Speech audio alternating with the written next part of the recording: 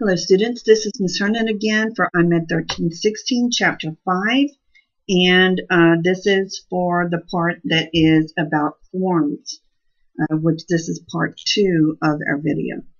So I'm actually going to start our instruction on page 259 in our textbook, and I'm going to be able to do that, I'm going to go ahead and close out my services HTML file that we were working with in the first half of this chapter.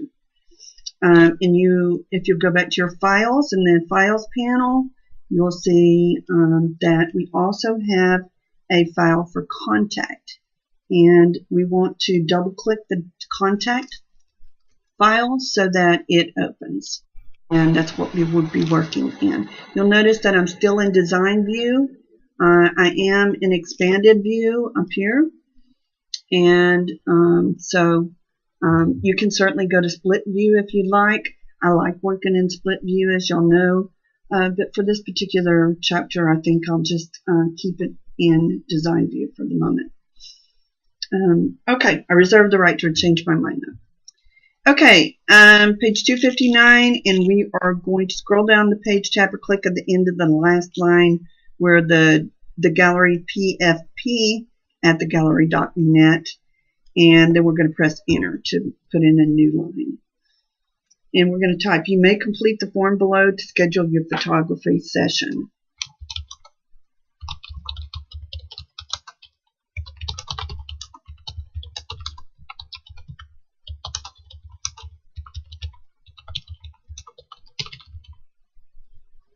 Period. And press enter. And now we're going to go to the insert panel, which is here. And we're going to change from common to form. And then we're going to click form in the list. You have to start out by giving it, by starting out with the form tag. And if we go back into, oh see, I'm going to do it. I'm going to go back to the split view. And you can see here that we've inserted a form, the beginning and ending tags for form. I'll go back to design view. It's important that also in the design view, in the CC version, which 2014 took this away, but in the CC version you'll see this red dotted line, and so that you'll know that you are still in your form, which is very helpful. Okay, down here we have our properties. And in our form ID, we want to change it to contact, because this is our contact form. And now we're going to start adding form objects. Please be sure that you look closely at your form objects that are available. Make sure that you read thoroughly through particularly the table on page 262 in your textbook, and look at some of the properties that can be chosen, which is in a table on page 265. But you can see and scroll down here and look at all the different choices for different objects I can put inside my form. Okay, we're going to click within the form, make sure our cursor is there, and then we are going to click text. So we're going to insert a text element, text object. And you can see when you do it in this version, it automatically adds the label as well as the actual text field. In the name box, when you have your text field chosen, it'll say text field down here in the properties. We want to change that to be F name. First name, obviously. And we want to put a check where it says required. And we want to click the max length text box, which is here, not the size, but the max length, 32. And tab index, we want it to be 1. And that simply means when a person is going through the the form that this will be the first thing that hitting a tab character will send them to. Okay, in the form object, we're going to delete the label text. So we're going to go back up here, and I'll put my cursor here, just backspace through, and we're going to type first name. Okay, this is just the label, which means that's just the element that the user of the web page is going to see.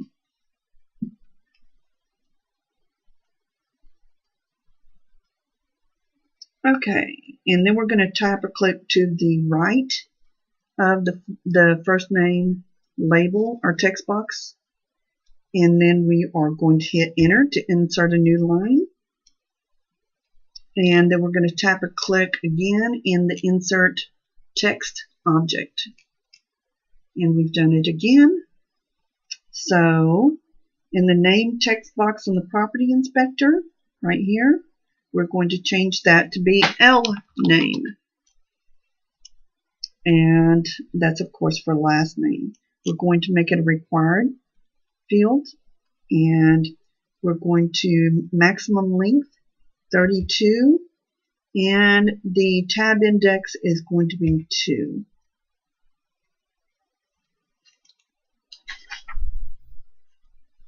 Okay, and in the form object up here, we're going to delete the label text again, and we're going to type last name. And I left my colon there. Then we're going to go behind at the end of that line, and again we're going to press enter. I'm at the bottom of page 266 now.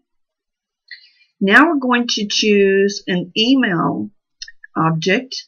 And inserting an email object, it is conformed in the CSS5 and HTML5, I'm sorry, CSS2 and HTML5 to be able to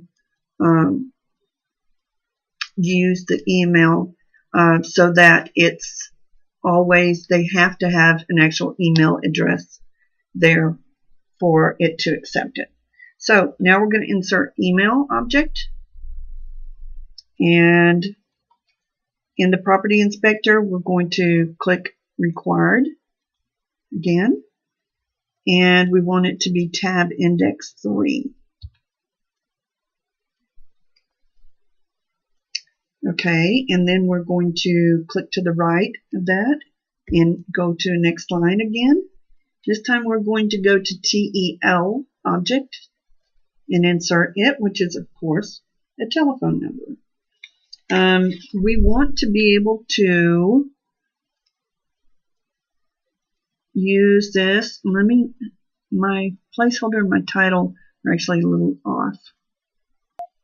I tried to drag it around a little bit and it didn't help. So we'll move forward. We're going to tap or click the required. Again, we want them to have to put a telephone number. And where it says pattern right here, we're going to put parentheses 999, close parentheses, and space 999-9999, so that they have that pattern. We're going to put the same thing over here where it says placeholder, so that the user of the web page can see the format that it's supposed to be in. Our tab index, we want it to be 4.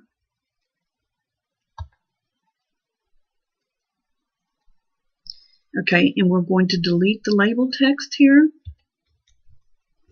And we want to put phone number. Again, we're going to go to the end of that line, hit enter. I'm at the top of page 269, and we're going to add a date field to the form. Okay, and so over here we want to go down till we see date. So let me scroll down. Here's date, and I'm going to click on it to insert it, and it inserted it nicely. And we can tap or click on the let's see, tab index text box, which is down here, and we want to choose 5. And on the label, we want to change the label that reads date to preferred session. Okay, we want it to say date still, but preferred session date. Okay, I'm now on page 270, and we're going to add a pop-up menu to the form. Let's go to the end of the line and press enter. And we're going to use the scroll bar on the insert panel until we get to the one that is select. It says select. There it is. So I'm going to click select. And the select is going to give us list values. And you can see that down here in our properties panel. So that we can choose, they can choose whichever session type that they want. So we're going to click the list values button here, and we're going to start entering our labels. So the first one is going to be portrait, and now I'm on page 272, and then I'm going to press plus for another one, family, plus children, plus newborn, plus and maternity. And you may notice that these correspond with the table that we did in the first part of chapter 5. So now we're going to click OK. And you can see here now we have a drop down that shows which one they can use. Okay, and we want to delete the default text if there is one.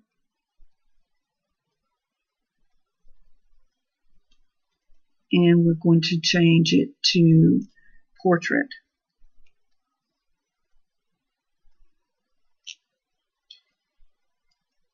Okay, and we want to name this session instead.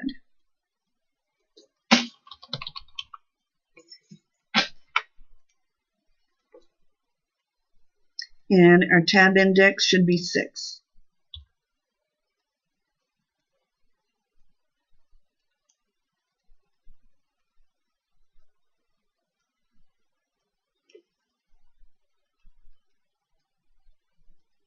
Okay, now we're going to change the default label here from select. I'm going to backspace that, and we're going to put in type of session.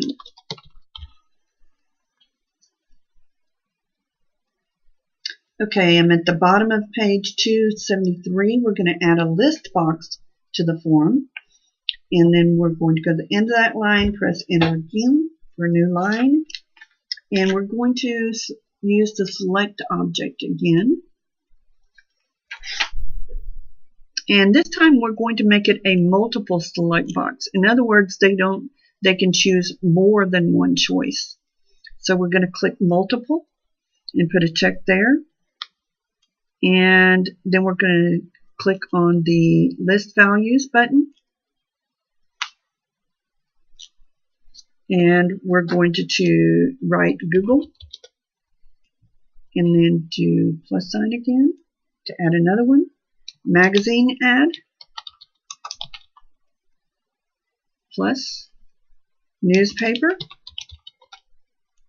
Plus friend.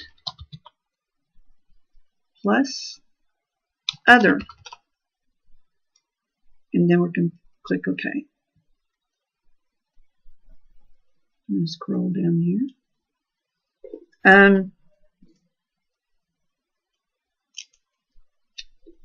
Now I'm on page 275, and in the properties, we're going to delete the default text in the name text box, and this is going to be referral. And this should be tab index 7. And we want to choose Google so that it is the default. And we're going to change the label so that it says, how did you hear about us? Question mark, and delete the colon after that. Okay, now we're going to add submit and reset buttons. So let's go to the end of that line and hit enter yet again. You'll notice that we're still staying within the form. Make sure that your red border is on the outside of all of these objects. Okay, and we're going to scroll up and locate the submit button over here. And there's mine. I can see it already. And then we're going to change the tab index, which, oops, on the submit button. And the tab index, I think, is too far to the right for me to see. Nope.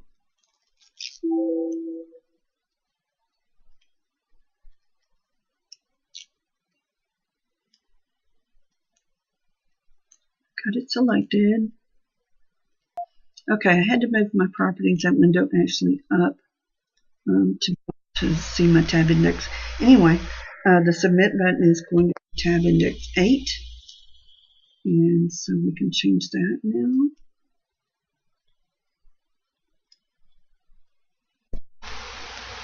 And I'm going to go to the end of that submit, and then we're going to also insert the reset button.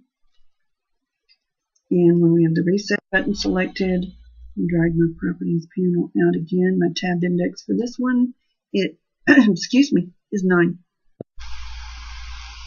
And I'm going to reset my properties panel there.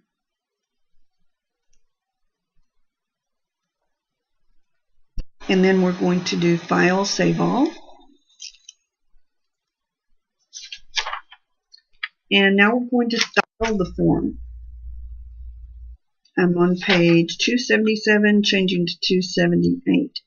We're going to tap or click the first name label to select it.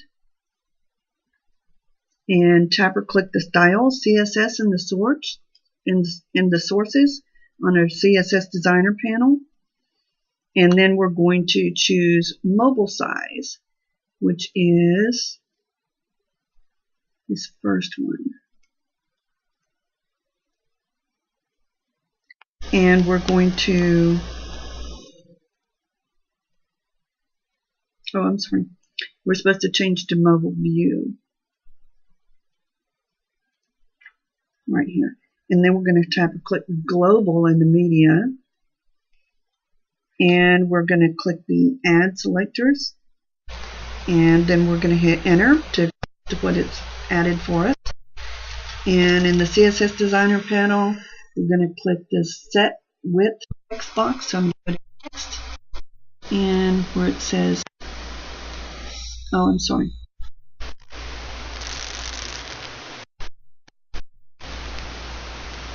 Okay, here's the width. And then tap click it. And we're going to put select pixels. And the number of pixels, 100, and then press enter. We'll click the set display text box. So display, and we want it to click block. And tap or click the margin right text box. And we want 8 pixels. And then press enter to set the right margin.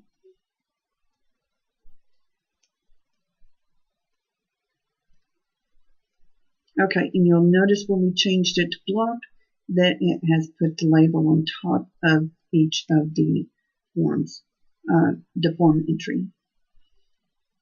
Okay, we're going to click the left icon for float property. So let's go down here to float. Here's left, so we're going to click it. And tap and click the text icon to display the text property. So let's go there. And in the text align, we're going to click left. Text align, it's left. Now I'm at the top of page 280. And we're going to tap or click the tablet size on the status bar. There's the tablet size. And then In the CSS Designer panel, we're going to only screen and 481, which is this one.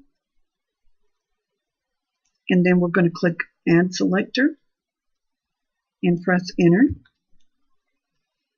And then we're going to click the text icon on the properties. And then the text align properties, we want to click the right icon to right align. So here we go, right align. And then tap or click the Save All button to save all files. Okay, now we're going to view or test the site in the browser. Okay, so we're going to go to, I don't care which one you go to. Okay, and here is our site. And of course, this is obviously desktop size. And you can see we have our date. If we click on our date, here we can choose the calendar view so that we can choose a particular calendar or move through the calendar. We can use the type of sessions. We can choose any of the referrals. And we have the submit and we have the reset buttons.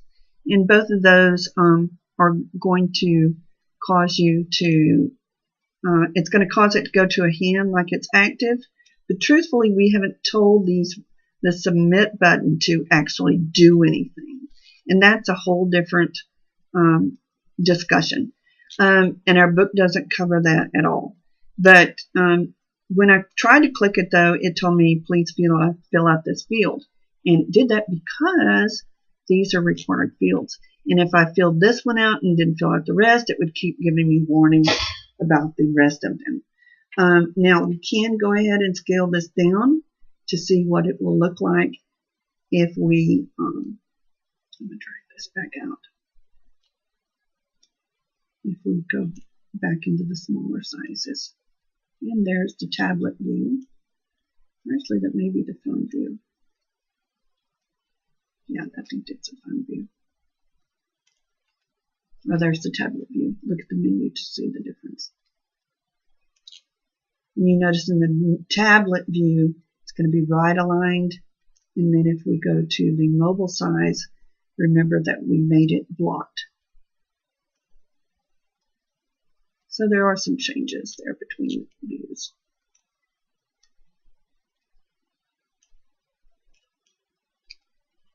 And I'm going to go ahead and oops, maximize this.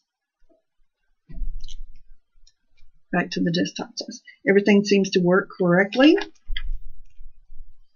And we are through with the chapter. Please let me know if you have questions. Thank you so much.